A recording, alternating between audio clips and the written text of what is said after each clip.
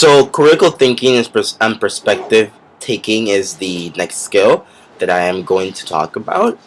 Definitely that was a huge component of my rhetoric class, first and second semester. That was really big, um, especially with I have two specific examples. Especially there's two essays.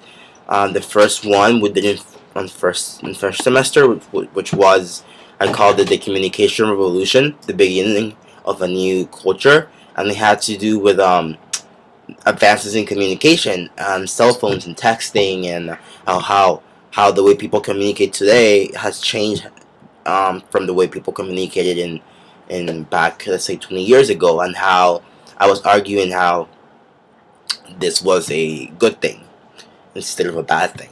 Um, well, I had to compile a lot of information, of course, and and I had to examine different viewpoints from different people, from different students, from different my parents, from different family members, from different sources that I got on the topic, different articles, and that was very interesting because when you're arguing against something, you have to study not only your side but the other side, because you have to find the strengths and the weaknesses in their argument so that you can frame your argument a lot better. So that was very cool and very interesting.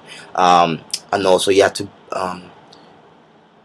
balance the evidence so that you can yourself put your own perspective into the equation, into the discussion, which is very important. Um, Another essay that I did that is argumentative, and that you have to find a balance between the research and compiling research.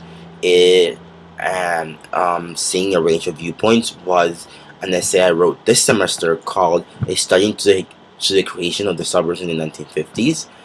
It has to do with suburbia, the creation of modern suburbia, and and how it came from the 1950s, and how towns like Levittown pretty much created our modern perspective on suburbia.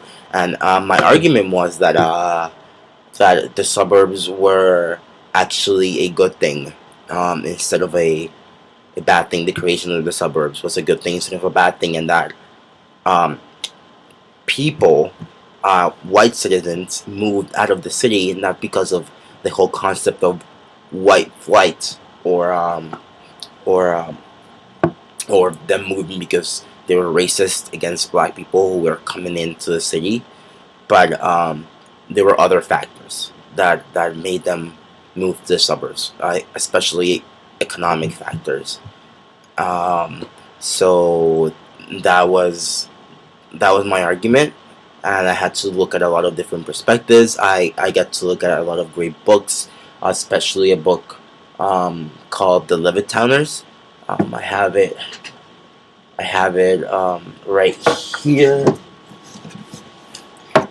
This one. It's called The Levittowners, and it's a really good book. And and it's by an author that actually lived in a Levittown in 1958, and he actually lived there, and he studied the people, and he got a lot of viewpoints and a lot of perspectives of how it was to live in Levittown, and the perspective of the perspectives of the actual citizens. So that was extremely interesting.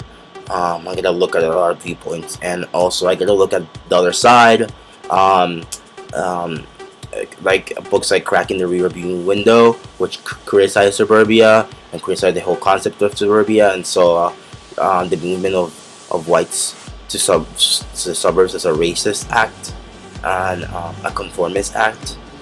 And I argue that they were pioneers and that they created a new culture. So that. That was very interesting. I also got to look at a lot of other information, especially doing my annotated bibliography on housing in the 50s. That had to do a lot with.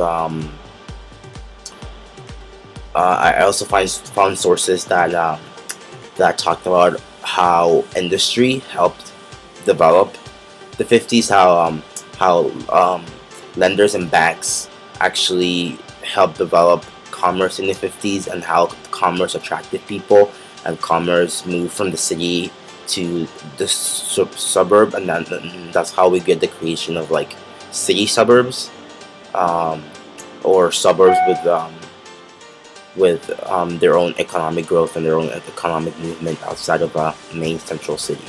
So those were very different viewpoints that I was looking at, and I had to compile all my information, and I had to come to a rational conclusion. So, and that was really challenging, but it was also really cool and really interesting.